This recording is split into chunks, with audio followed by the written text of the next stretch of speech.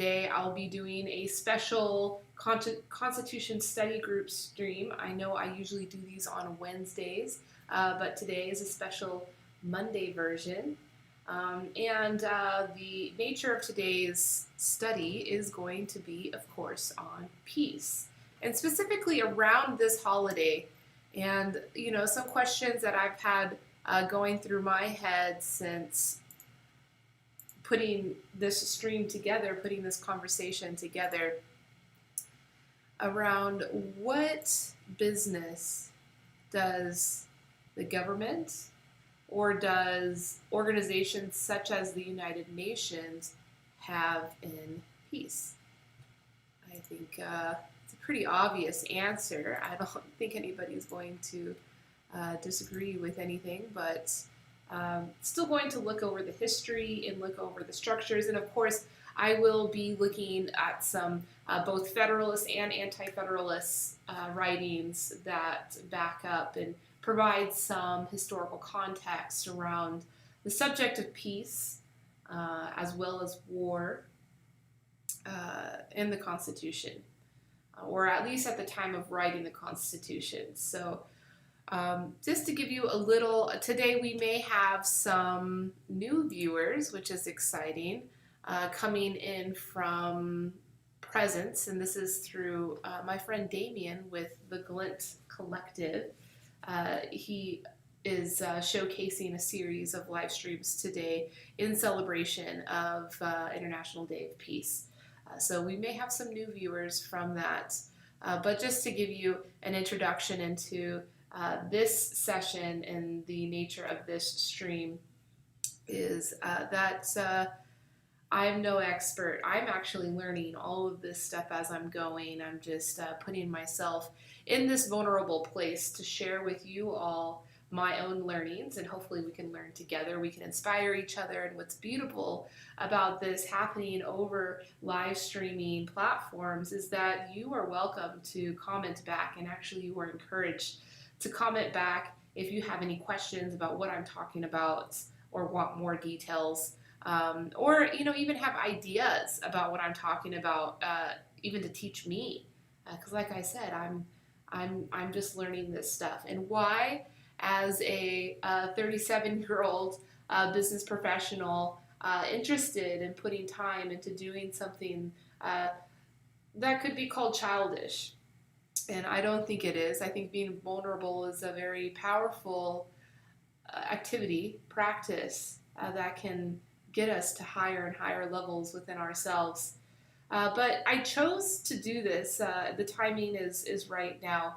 I was originally inspired by an article that I saw written by an active duty military member that was complaining about the current state of the military and of soldiers, active duty military members that take only on one oath, one promise when they start their work, which is to protect the Constitution. And this guy said, we take that one oath, but then every experience I've had here, there has been no attention given to the Constitution. We've never studied it, we've never read it, we've never been given a pocket Constitution.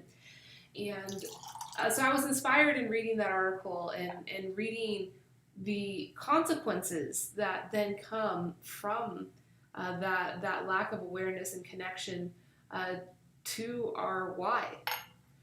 So I decided that as a service to the community, I would open up my tea space here in Las Vegas, Nevada, to host Constitution study groups, specifically for active duty military. Of course, the pandemic hit, and I couldn't do that anymore, and I put the project on the back burner. But what happened at the beginning of the pandemic was this resurgence of utilizing the Constitution as a mechanism, as a tool, as a weapon even in some cases. And I thought, whoa, this is big. This is going on beyond just military. This is going into our communities and into how people think and engage civically and even just communicate with each other simply on social media. And so I decided I think I need to start doing this. If people are going to start utilizing the Constitution, which is great, I think it is very good for us to remain connected with our roots and the intentions, at least, that we've set culturally in order to be civilized.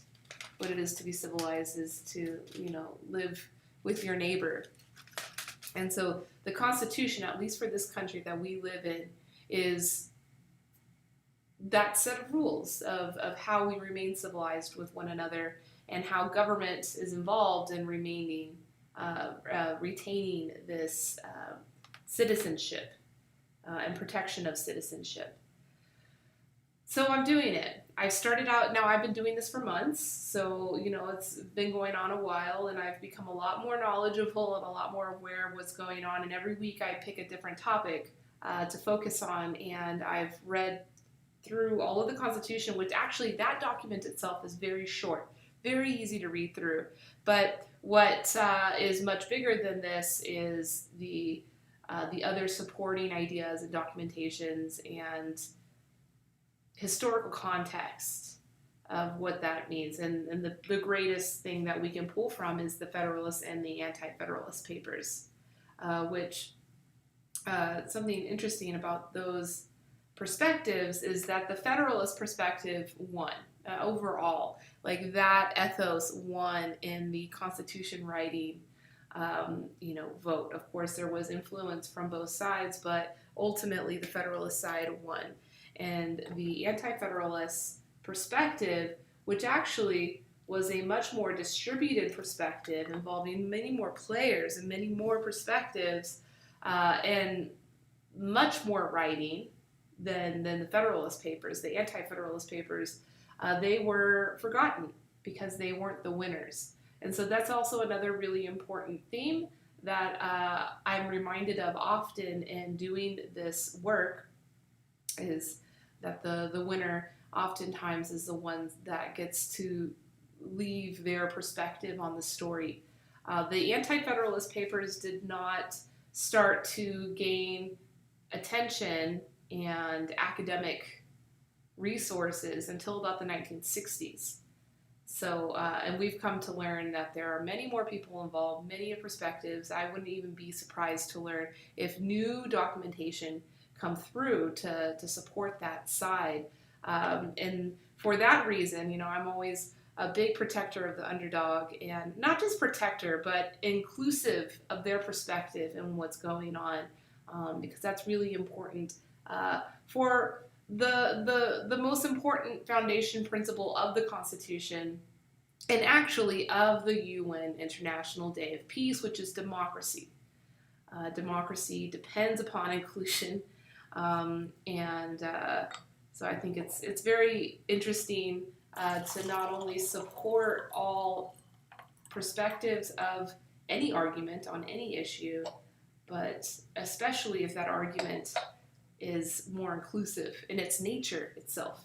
So the argument being the movement of people speaking, and so that's why it's really powerful when people move together and bring their ideas together.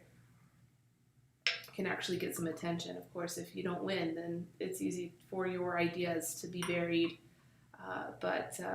Yeah, so long story short, I'm a big fan of the Anti-Federalist Papers, and I often, not often, every single time, if I bring up one subject and reference a Federalist paper, I always reference the countering Anti-Federalist paper. I mean, really, there wasn't a whole lot of countering going on per se. It was, I feel almost as if the Anti-Federalists were a bit more pragmatic in asking more immediate questions now and providing more, countering perspective, asking more questions. That's what I feel in my experience so far. I haven't read all of the papers from both sides, but regardless, it's still important and I think relevant to current issues that we're dealing with right now and the basis of differences in opinions in those issues. So I've given you a little bit of background of this specific live stream. Now the tea, you may be wondering, why is there tea involved? Well, I'm in the tea business, and my life is tea. So wherever I go, whatever I do, there's always some element of tea involved, but there is no more appropriate product for us, and I'm not even going to call it a product. This is an art form. This is a practice. There's no other practice that's more perfect to pair with talking about these high-level cultural subjects, and peace, of course, as well, than tea. Tea has caffeine, but it also has a very beautiful amino acid in it called L-theanine, and L-theanine can only be found in the Camellia sinensis plant, which is what tea is derived from, and that L-theanine changes the caffeine's reaction in your body from a big release jolt of energy and potential crash, something that you may be familiar with in coffee or energy drinks when you're taking just the caffeine alone. But if you take the caffeine with the L-theanine, it creates a mental focus and a body relaxation. It creates empathy. It allows you to better hold space for somebody and to actually listen to their perspectives. Oh, I'm so grateful for you, Louisa. And Vera, good to see you. Happy Peace Day. Today is International Peace Day, and we're celebrating big time over here. Talking about very dry stuff, but trying to keep it entertaining and fun. So yeah, tea is good. I own a business called Tealet. This platform that you're being reached from is the Tealet platform. We aren't just tea. We are information. We are trust. We are community. We are sovereignty. We are autonomy. We are a lot of things. And so it's very appropriate that we be talking about cultural issues, political issues, governmental issues such as the Constitution. So thank you for allowing my commercial space here to be a place for discussion and for awareness and for increased perspective. I think that they go very much hand in hand. And if you want to hear more about that, I'm happy to go into it. But today we're talking about the Constitution. So I'm going to get there. Today I'm drinking some tinea or black tea. This is a very delicate, light black tea from South India, made by hand, grown very organically, in a very autonomous, beautiful system, still cogged down by a very oppressive commodity business model system, the community as a whole. But the farmers of this tea have created their own standard, and not just a standard of quality. Of course, this is the greatest quality tea, the highest priced tea coming out of India right now, but they also are creating their higher standard of citizenship. It's almost as if they're working within their own cultural parameters, within their own constitution, of how they're going to treat their land, how they're going to treat their family, how they're going to treat the products that they create for the market, that there's respect at every point of it, with the ultimate goal of profitability. And so I love stories like this because it really does show that all these changes that people are demanding right now, all of these dignities and all of these potentials that people are protesting for and becoming very angry about, these changes are not as they're not as abusive as the current status quo is making them out to be. Like, we can fit consciousness, mindfulness, and peace into the current business model. International, greedy, whatever, we can fit it in there. There's ways to it. We don't have to completely all change our lives to the hippie lifestyle in order to achieve peace. So, International Peace Day, International Day of Peace, that's officially how it's titled. September 21st, I believe it started in, let's look at the actual history. I have the thing here. 1981. It was first celebrated in 1981 and is kept by many nations, political groups, military groups, and people. And in 2013, it became a bigger deal. The day was dedicated by the Secretary General of the United Nations to peace education, the key preventive means to reduce war sustainably. So we're trying not to war, basically. And it's interesting because the Constitution came from war. I don't know if they're necessarily,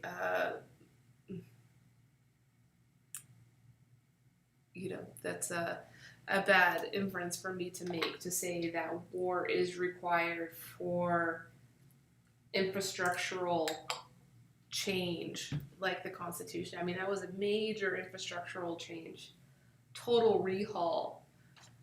This was a community that went from a tyranny system, which doesn't afford rights and privilege and mobilization for the common citizen.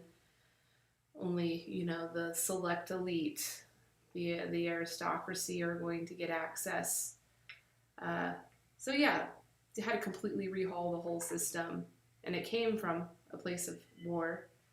So you think that war would need to be acknowledged in the Constitution, which it is. And it was acknowledged by both the Federalists and the Anti-Federalists, and I'll address that later on in this stream.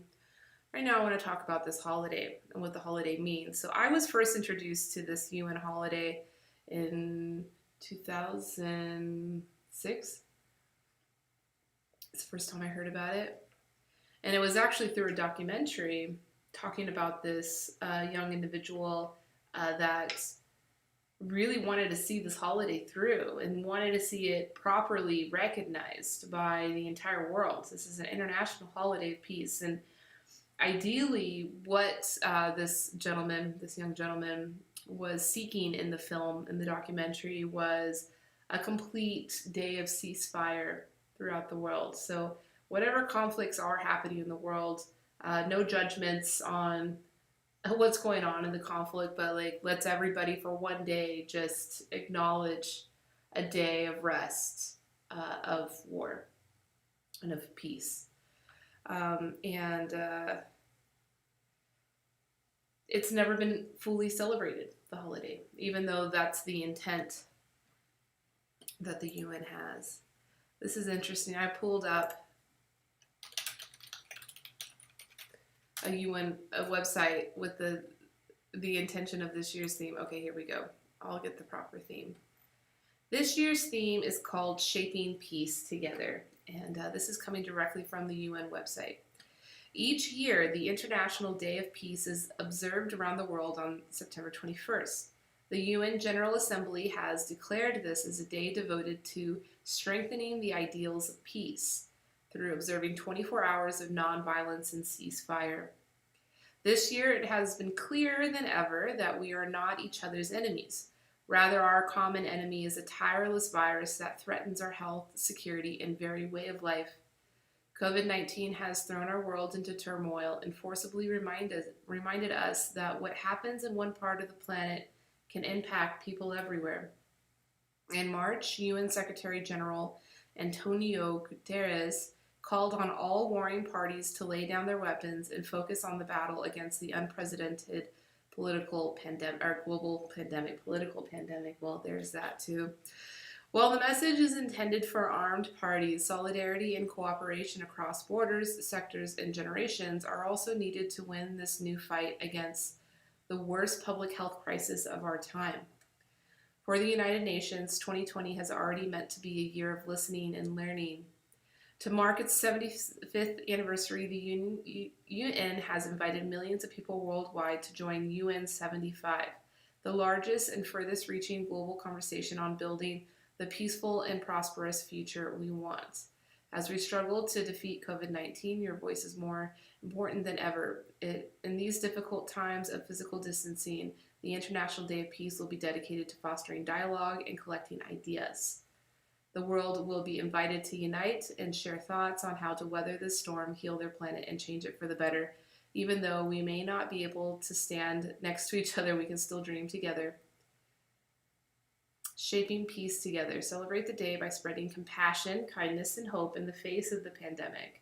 Stand together with the UN against attempts to use the virus to promote discrimination or hatred. That's the political pandemic I was talking about. Join us so that we can shape peace together. So that's something important to know too, that like, a lot of times with this holiday, what's always within the reference point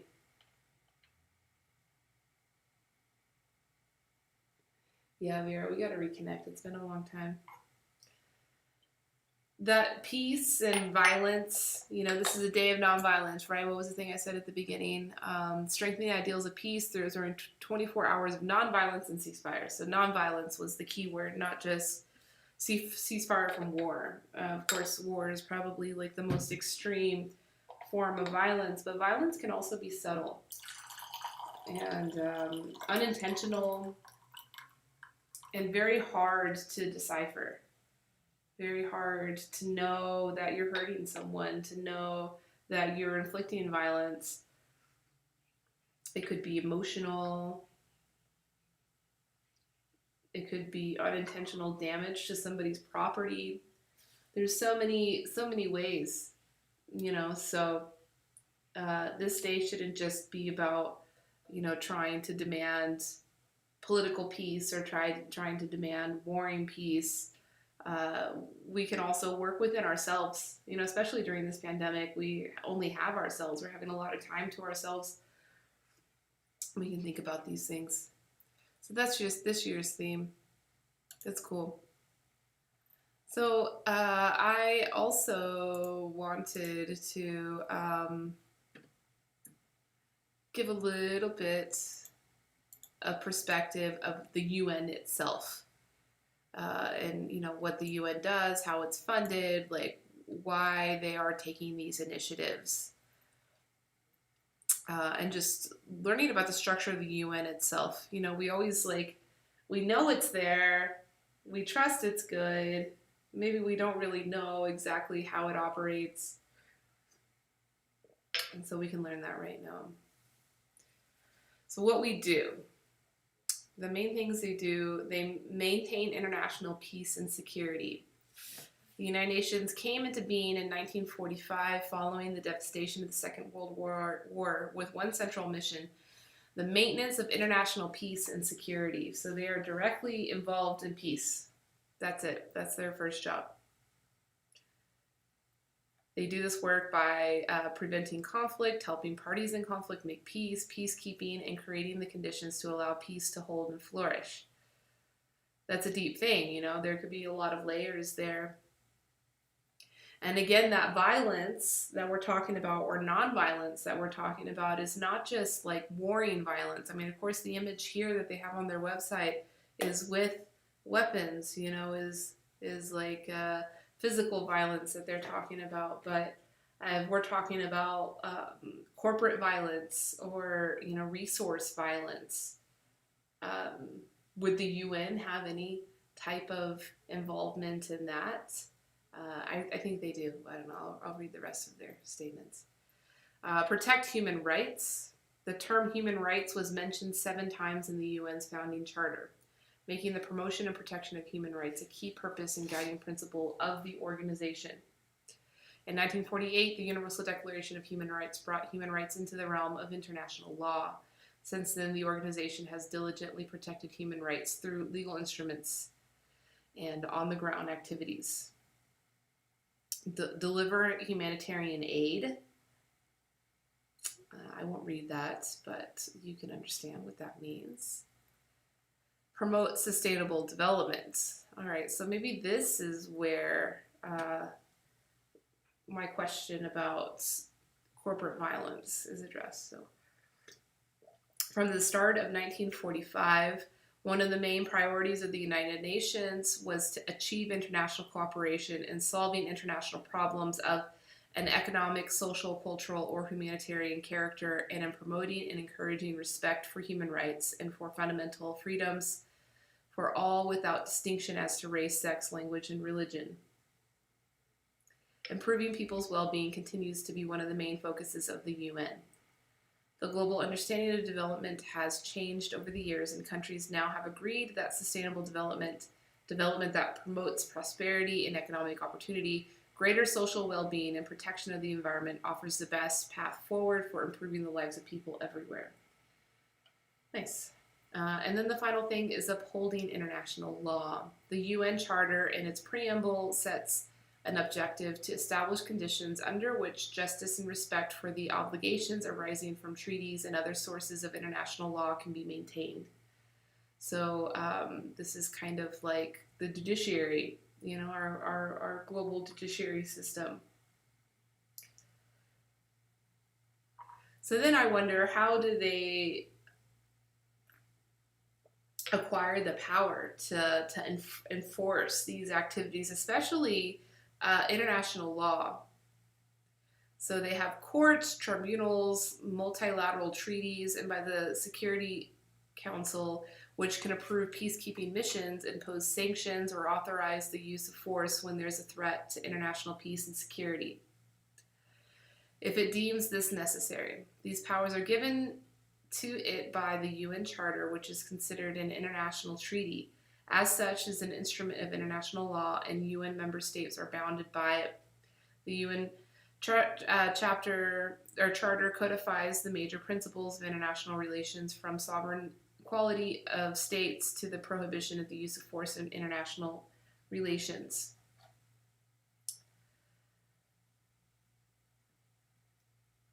So, member states. Here's a list of all the member states. It's a lot of them. Lots of people want peace. You know, all these places, they all want peace.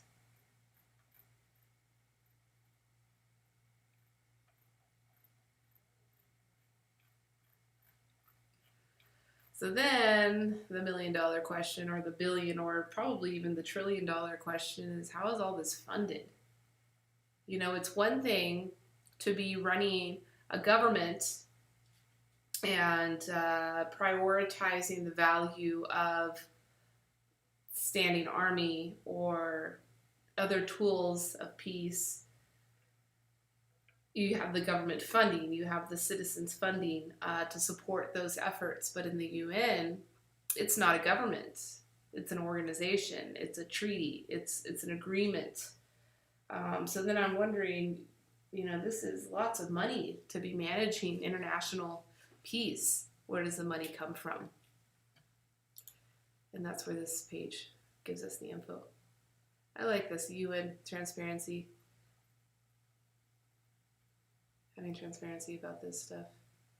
Every member state is legally obligated to pay their respective share towards peacekeeping. This is in accordance with the provision of the Article 17 of the Charter. Let's read that real fast. Chapter, what did I say 7? That's chapter 4. Voting, procedure.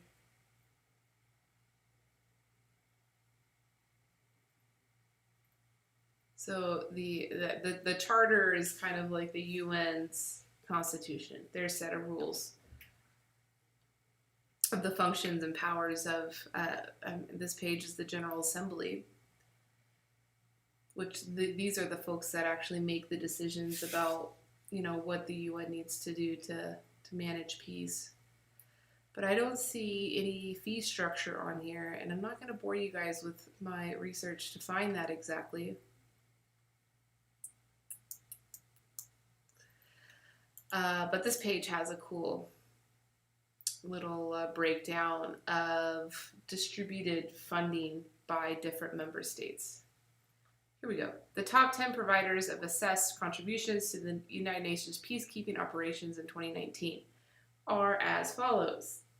The United States, number 1, 27.89%. Definitely a majority influence on this organization. It's interesting. And then China with 15.21%, and after that is then Japan. So you see like a big drop after US and China. And then Germany at 6%, UK at 5.79. That's cool. Germany is investing more into peace than the UK. France at 5.61, Italy 3.3. So these percentages are the percent of the whole UN organization. These are the different states that are, the different member states that are contributing.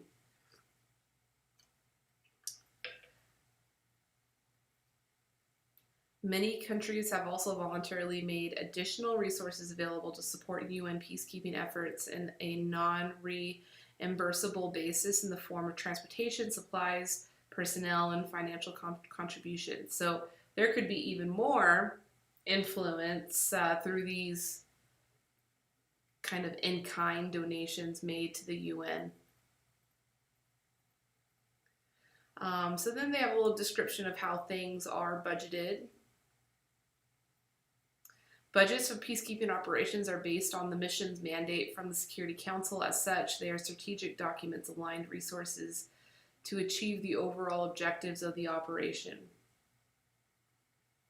Each peacekeeping operation has its own budget and account, which includes operational costs such as transport and logistics, and staff costs such as salaries. The peacekeeping budget cycles run from, okay, boring. At the end of each cycle, each peacekeeping operation prepares and submits a performance report which shows the actual use of resources. Yeah, so some transparency here on how people are paid, how monies are distributed. But that's not really what today's about. You know, I thought it was important to look over this stuff with you guys just so you see what I'm talking about. But, yeah, so we pay for it. The member states, the United States, is a major contributor. So our tax dollars are somehow making their way. 27%. I'm going to get that exact number. I'm sure Google will tell me.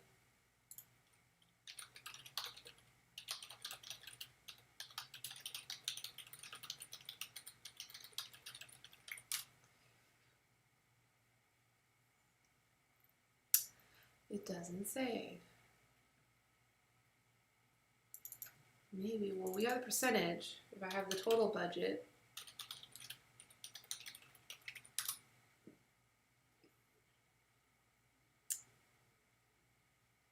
$2.94 billion.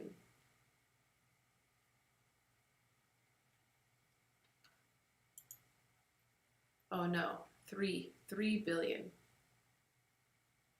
$3 billion, so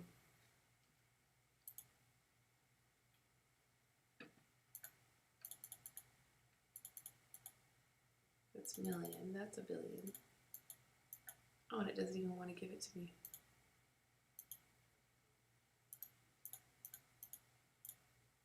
So 810 million. Yep, I'm talking about the UN budget. Yeah, so the United States contributes 27% of the total, 27.89% of the total annual budget, at least last year. And last year it was at $3 billion. I'm like having trouble thinking it's only $3 billion. You know, I think that like, because the UN has like they have proper like troops and, you know, weapons, and this stuff's not cheap.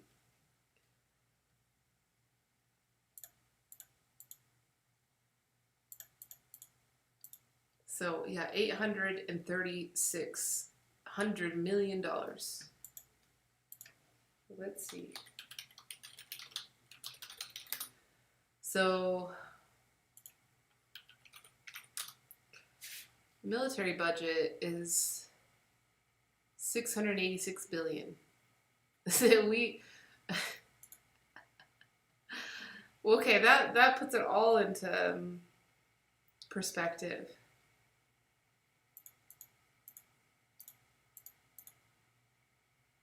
So the United States spends about 200 times more than the UN spends for maintaining peace. So just a little reference point there. I don't know if that's useful for anybody.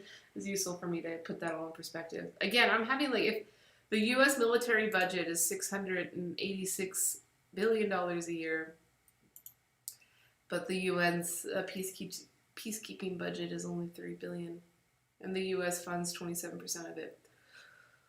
So, yeah, that's shocking. Okay, so today is Constitution. So I'm going to take it back in history a little bit. You know, the UN is a very modern phenomenon. I think it embraces a lot of similar concepts that were in mind for the founding fathers as the Constitution was being formed. What were their thoughts on peacekeeping? Obviously, like, their reference point of peace and violence is very different than our current one. We're in a very international landscape now. I would think that back then, and I've talked about this before actually in the Constitution Study Group, I've talked about militias and what were the intent of militia, what was the intent of the Second Amendment, and how everything makes sense now. And that's definitely one of the big gaping parts of the Constitution that needs some major modernization, is understanding what the intent of the second, and not to say the intent could be any different. We could still maintain a similar intent, but the tools, the context is completely different now. So we need to like recheck all of that.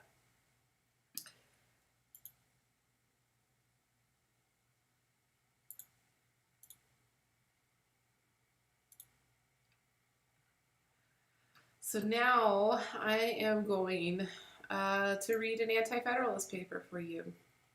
I like reading the Anti-Federalist first, and then the Countering Federalist paper. Say hi if you're watching and want to just let me know you're here. It'll make me feel good. If you have questions or statements, I'm more than happy to address them. All right, so I'll let you guys read along with me if you like.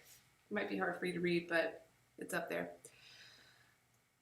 Okay, so this is Anti-Federalist number 24, Objections to a Standing Army, Part 1.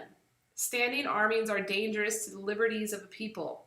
If necessary, the truth of the position might be confirmed by the history of almost every nation in the world. Remember, this is written in the end of the 1700s. A cloud of the most illustrious patriots of every age and country where freedom has been enjoyed might be adduced as witnesses in support of the sentiment. But I presume it would be useless to enter into a labored argument to prove the people of America a position which has long and so generally been received by them as a kind of axiom. Some of the advocates for this new system convert this sentiment, as they do almost every other that they have maintained by the best writers on free government. Others, though, they will not expressly deny that standing armies in times of peace are dangerous, yet join with these in maintaining that it is proper the general government should be vested with the power to do it. I shall now proceed to examine the arguments they adduce in support of their opinions. A writer in favor of this system treats this objection as a ridiculous one. He supports it would be as proper to provide against the introduction of Turkish Janissaries, or against making the Al-Quran a rule of faith. I'm going to look this word up real fast because I don't know what that is. And as well as this Turkish, I'm assuming it's a troop, yeah.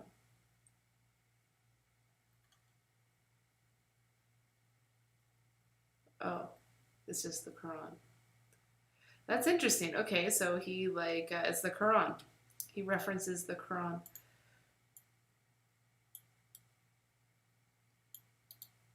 Let's see this one too. just want to see what it is. Learning new words. Okay, so yeah, this was like the elite infantry for the Ottoman Sultan's army.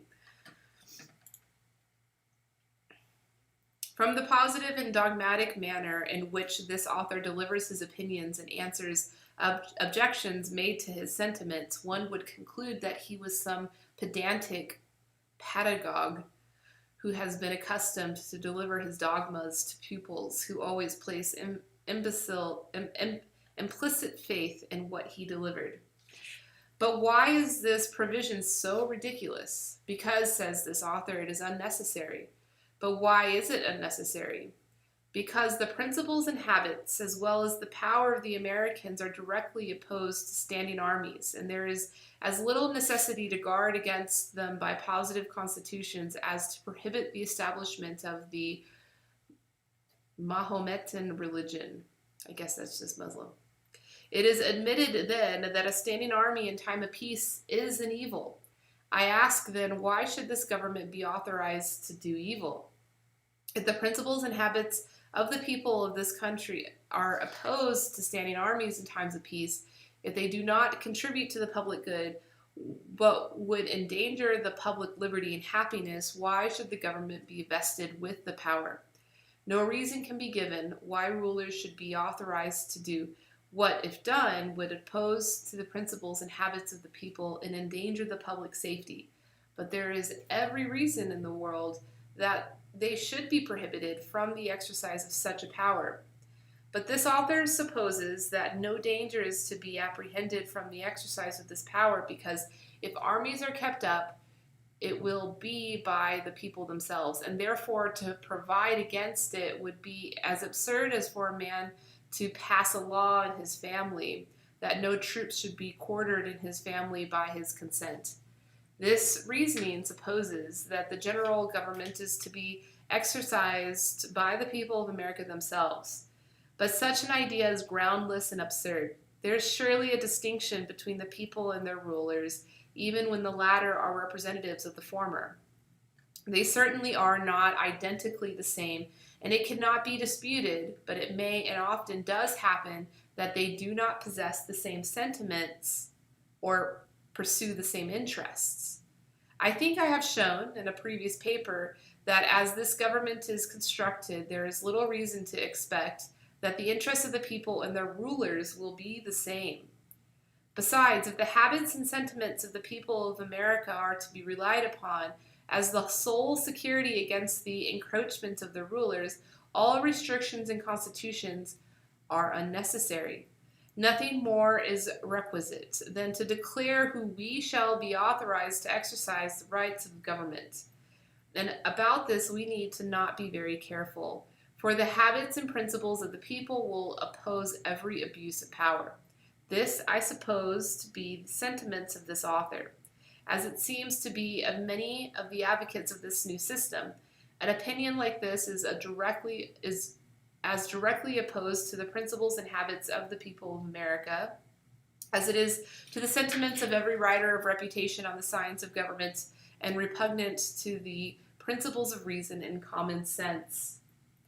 The idea that there is no danger of the establishment of a standing army under the new Constitution is without foundation.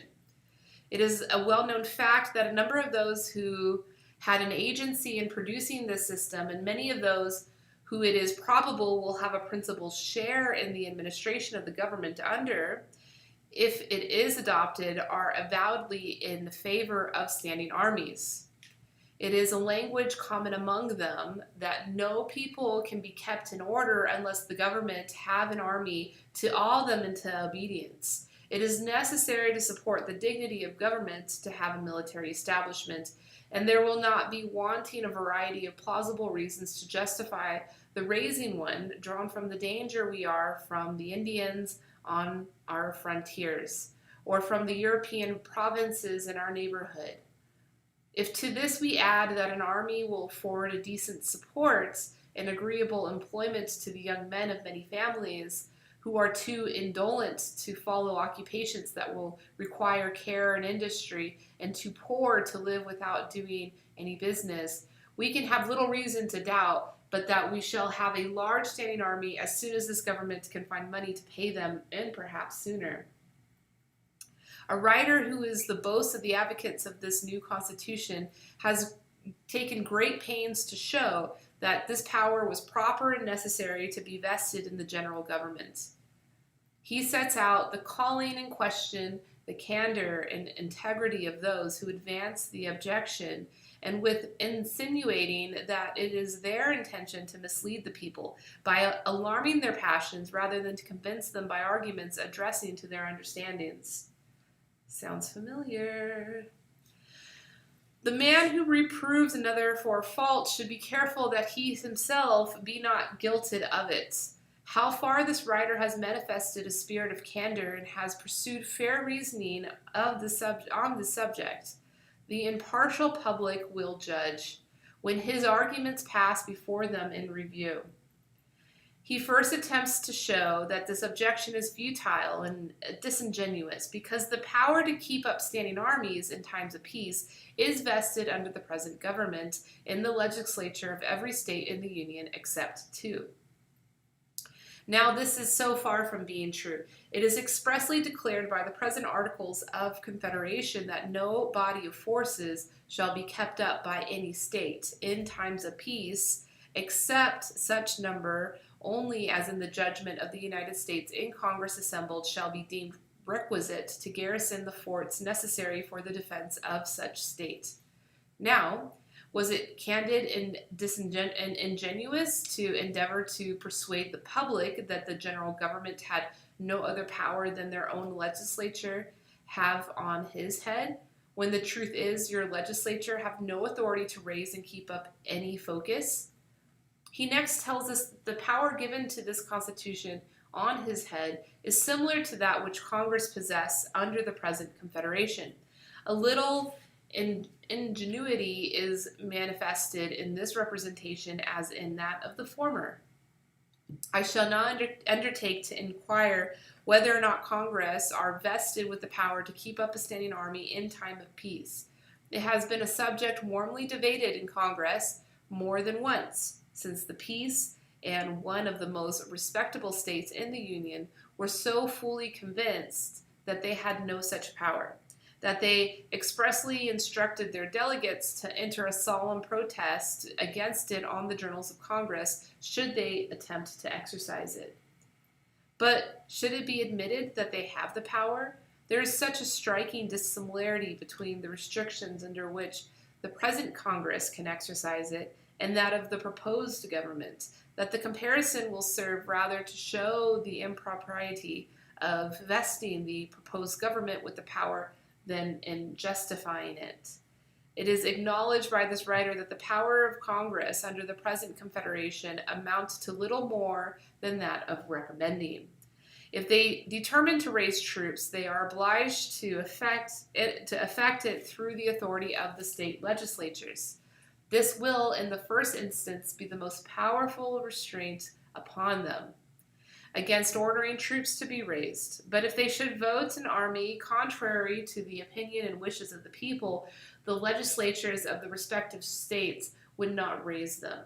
Besides, the present Congress hold their powers at the will and pleasure of the legislatures of the states who send them, and no troops can be raised but by the assent of 9 states out of the 13. Compare the power proposed to be lodged in the legislature on this head under this Constitution with that vested in the present Congress. And every person of the least discernment whose understanding is not totally blinded by the prejudice will perceive that they bear no analogy to each other. Under the present Confederation, the representatives of 9 states out of 13 must assent to the raising of troops, or they cannot be levied. Under the proposed Constitution, a less number than the representatives of 2 states in the House of Representatives and the representatives of 3 states and half in the Senate, with the assent of the President, may raise any number of troops they please. The present Congress are restrained from an undue exercise of this power. From this consideration, they know the state legislatures through whose authority it must be carried into effect would not comply with the requisition for the purpose, if it was evidently opposed to the public good. The proposed Constitution authorizes the legislature to carry the determinations into execution without the intervention of any other body between them and the people. The Congress under the present form are re-amendable to and removable by the legislatures of the respective states, and chosen for 1 year only. The proposed Constitution does not make the members of the legislature accountable to or removable by the state legislatures at all, and they are chosen, the one house for 6 and the other for 2 years, and cannot be removed until their time of service is expired. Let them conduct ever so badly. The public will judge from the above comparison how just a claim this writer has to that candor he asserts to possess.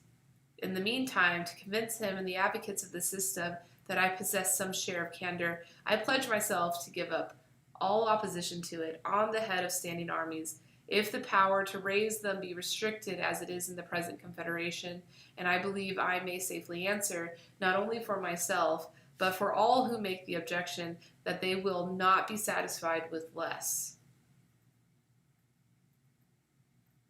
So yeah, this dude was not into armies during times of peace.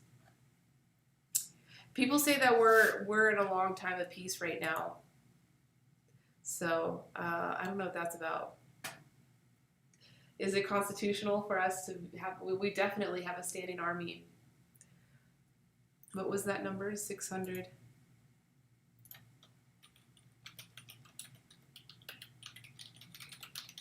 Let's see the 2020 budget. $934 billion. Just from October 1st through September 30th, 2021.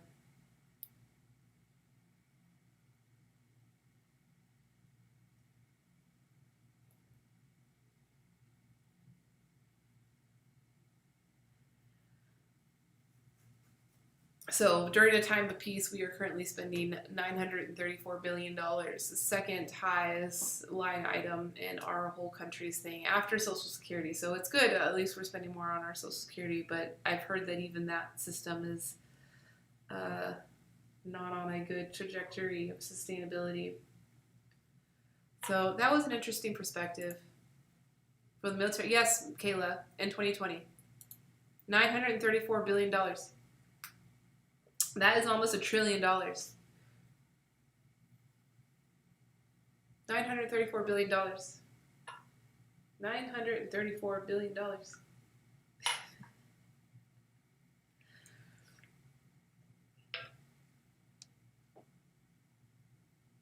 You know, and we're struggling to to pay our rent. $934 billion. So that was this one dude, Brutus. Okay, so this was written by Brutus, which, you know, all of these Anti-Federalist and Federalist papers back in the day, they were all written by pseudonyms, so we don't know exactly who it was. And Anti-Federalist was like a pretty big group of people. I think the Federalist group was only like 4 main writers. So this guy was like taking all these direct stabs. And the Federalist paper that addresses this is Federalist number 26.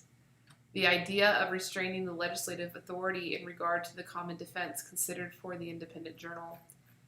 Maybe I won't read this whole one. We'll skim it. But I'm pretty sure that this was written by Hamilton, our good buddy Hamilton. He was probably the one that the guy from the other article I just read was complaining about. That guy, that author that wrote that viewpoint, it's probably Hamilton.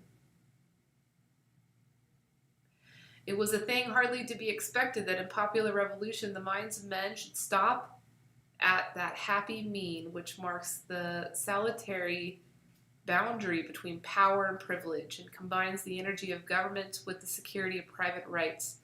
A failure in the delicate and important point is the great source of inconveniences we experience, and if we are not cautious to avoid a repetition of the error, and our future attempts to rectify and ameliorate our system, we may travel from one chimerical project to another. We may try change after change, but we shall never be likely to make any material change for the better.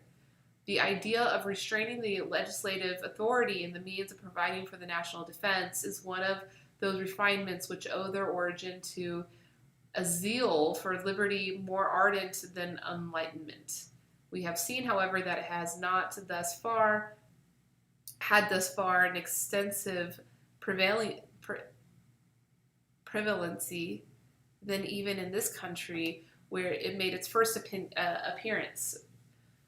Pennsylvania and North Carolina are the only two states by which it has been in any degree patronized, and that all the others have refused to give it at least the countenance. So those were the two states that chose not to. I was wondering if I had to go research that. On the last article I mentioned there was two states. Yeah, Kayla, that is the budget from October 1st of this year until September. So, like, this is like the future budget. That's what's expected to be spent, like, in the coming year, period. $936 billion. All right, so we were right here. It is implied in the very act of delegating power that it is better to hazard the abuse of that confidence than embarrass the government and endanger the public safety by impolitic restrictions on the legislative authority. The opponents of the proposed Constitution combat, in this respect, the general decision of America, and instead of being taught by experience the propriety of correcting any extremes in which we may have therefore run, they appear disposed to conduct us into others still more dangerous and more extravagant. As if the tone of government have been found too high or too rigid, the doctrine they teach are calculated to induce us to depress or to relax it by expedients which upon other occasions have been condemned or forborne.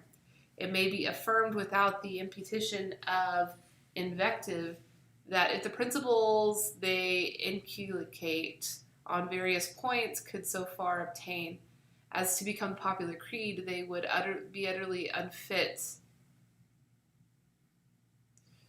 All right. I'm not going to finish reading this. Let's see if there's anything else.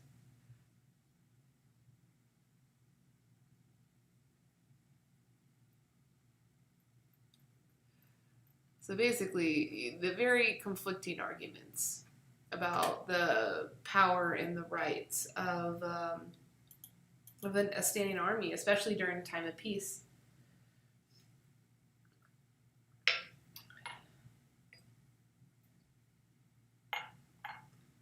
But it's always cool to see these perspectives.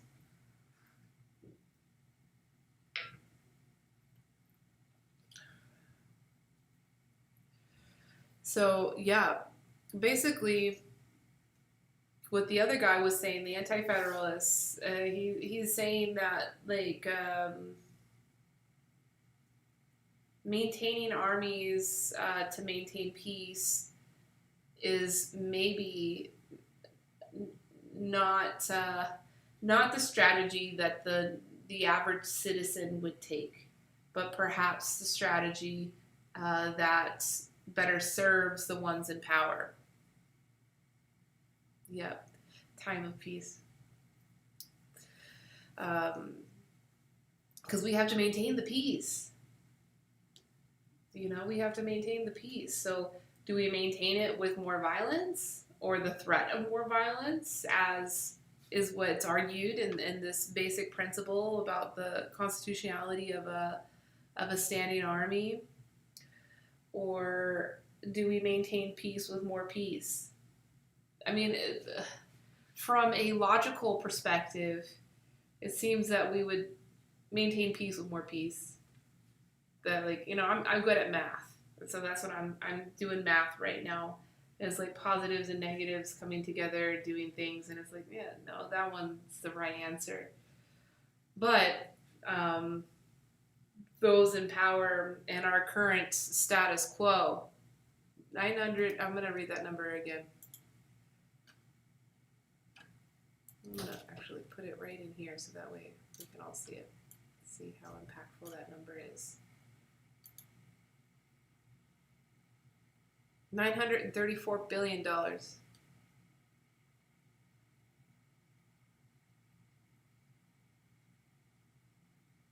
So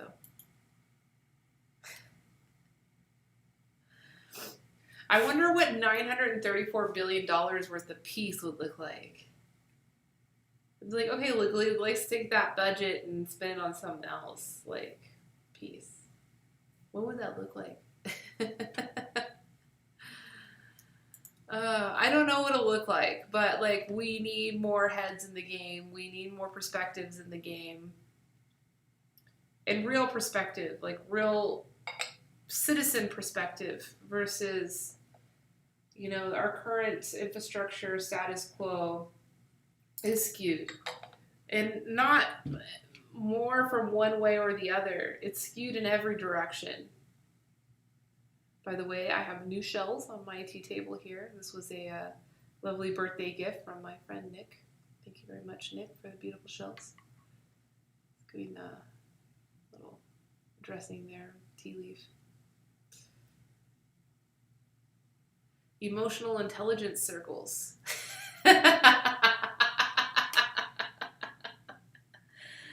I'll write a letter to the president today. And gardens. Yeah, more gardens. $934 billion worth of emotional intelligence circles and gardens.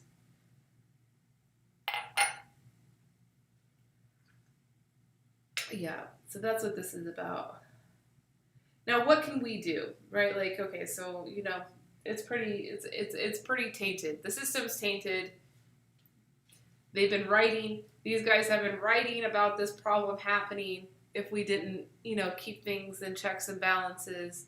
They've been writing, they've been warning us about this from the beginning. So this shouldn't be a surprise to us. You know, if you let the people in power make all the decisions about, even about peace, how to maintain peace, without being more inclusive of everybody's thoughts, you can get into the loss of rights. And that's what we're dealing with right now, right?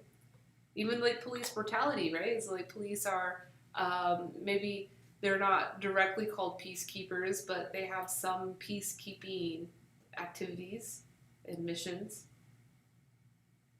And there's an issue with that. It's like, and there's an issue even with the UN. You know, I know that there's a lot of controversy around the activities and controversies of UN peacekeepers around the world in different places, exploiting their privileges and positions of power. So it's not to say the UN is perfect either. The UN is also using violence to maintain peace. They spend a whole heck of a lot less money than we do, though. That's what I'm confused about.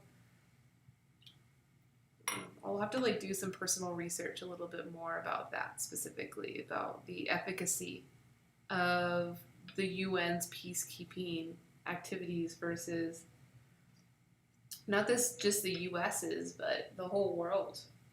You know, who's actually getting the most bang out of their buck in their peacekeeping activities? Because we're going into a financial crunch, and that could be a really great place to look. We can all have different opinions, that's fine. But the only thing that we can do to really make a difference for ourselves is to vote. And really, to be honest, my not so great news for you is that the Constitution itself doesn't give us that many rights. And everybody's always talking about their constitutional rights. I have a constitutional right. Well, yeah, okay, we have some very powerful rights. And the thing that I have right here for you to look at and to learn from and to engage with, and I hope that you've already engaged with it. It would be very good if you don't have to do this, but register yourself to vote.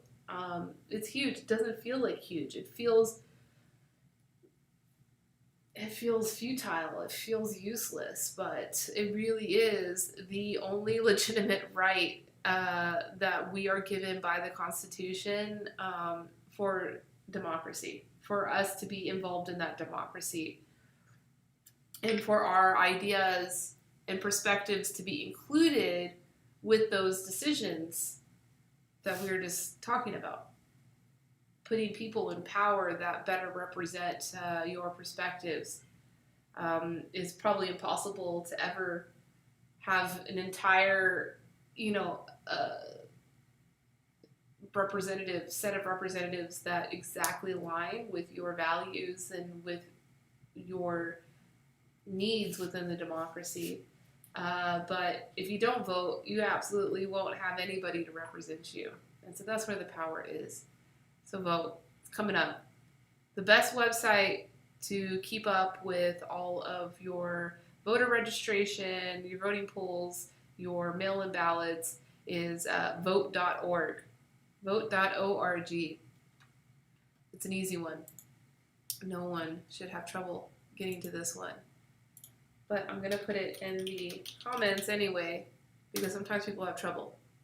And there's a hyperlink. You just click it there. You don't have to remember vote.org. Just click that link there.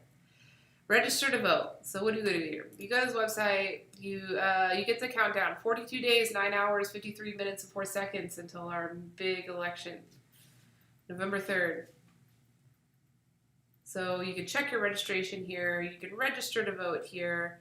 You can vote by mail. So this is actually something highly recommended this year due to pandemic and just all the chaos in the world.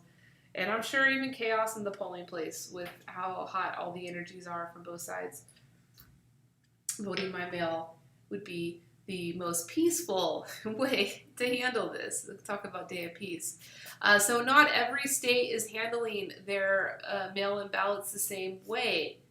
So even if you are registered to vote, even if you voted every election in your life, you are the most seasoned voting pro in the world. You never mail in ballot, and even a lot of the rules have changed this particular election, so you may need to educate yourself. So you can come to this link, you click this, vote by mail, and you can request your ballot directly from this website. It takes care of everything. If you are in, I believe Colorado is 100% mail-in ballot. So if you're in Colorado, you don't have to worry about this. Like all your voting's done by mail-in ballot. But if you are in Nevada, I believe that the entire state of Nevada is going to automatically be sending ballots to everybody for mail-in voting. And you don't have to mail it in. I think every single state is having a ballot drop-off at the polling places. So you don't have to wait in line. You just go and you can drop it in, and you don't have to worry about the post office messing up or anything happening. Any funny business. I mean, funny business is always possible, but I think that's going to be the best way to do it. Request your mail-in ballot and physically take it to the polling place, and you won't have to wait in line to vote. If you like to vote, go through that process. It's kind of fun.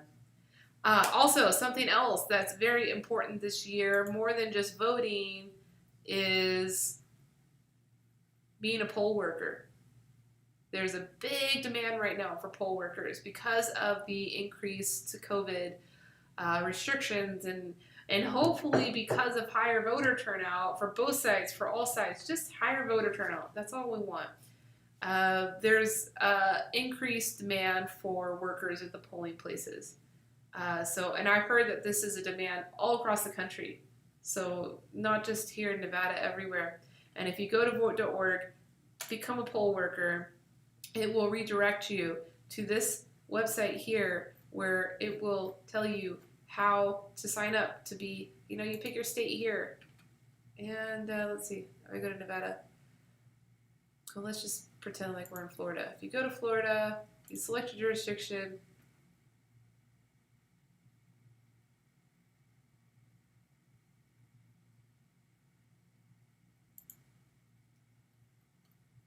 And it tells you how to apply. It gives you the phone number, it tells you the website, the email, how to apply.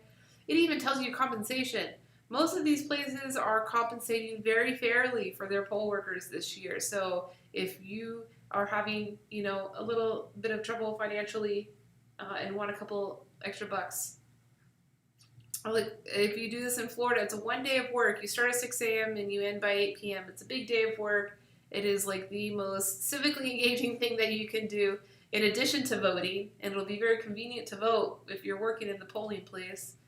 And you get paid $120 to $250 for the day, $30 for training, and $12 an hour for early voting. So make some money, help out.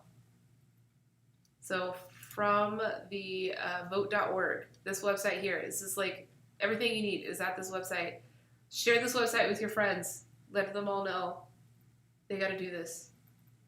They got to. It's like the only constitutional right that we've got. We have this other really important right to speak our mind, and ideally not only speak our mind to public and to our neighbors, but also speak our mind to our representatives. So calling your representatives, getting engaged, understanding which laws and acts are currently up for voting, up for discussion, and activate your representative to go talk on it on your behalf. It works. It really does work.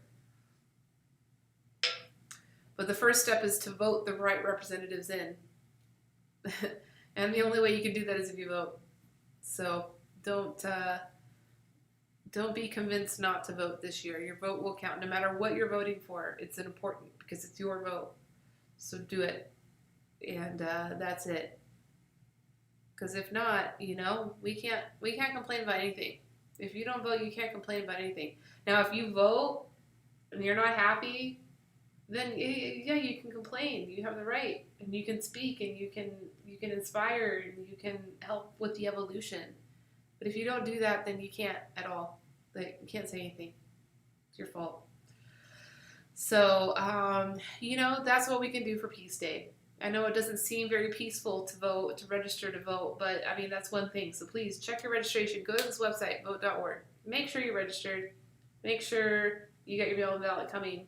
And if you want to be a worker, sign up for that too. And that's one thing you can do.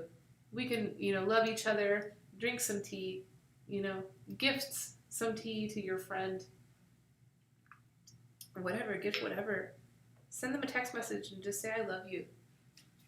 All these types of things, like our International Peace Day is going to be a lot different this year because we can't physically be close to each other, but we can still support each other. And that's what it's about. But I'm going to get to work figuring out what $934 billion worth of peace would look like.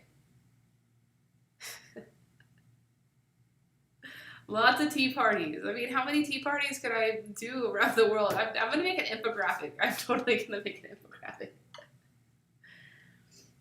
And I'll pitch it.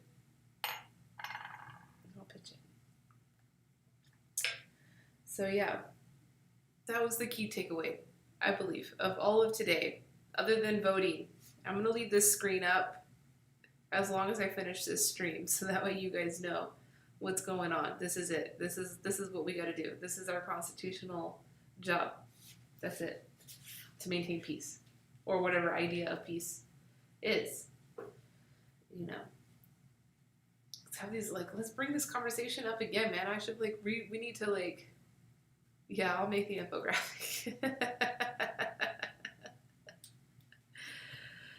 Oh man. So yeah, key takeaway.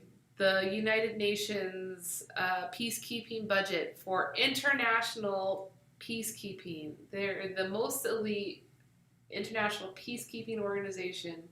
Their annual budget for keeping the peace is about $3 billion, while the United States peacekeeping budget is $934 billion. Over 200 times more. That is incredible. Yeah. Well, guys, it's been beautiful. It's a beautiful day out here in Vegas. I hope it's beautiful where you are. It's International Day of Peace.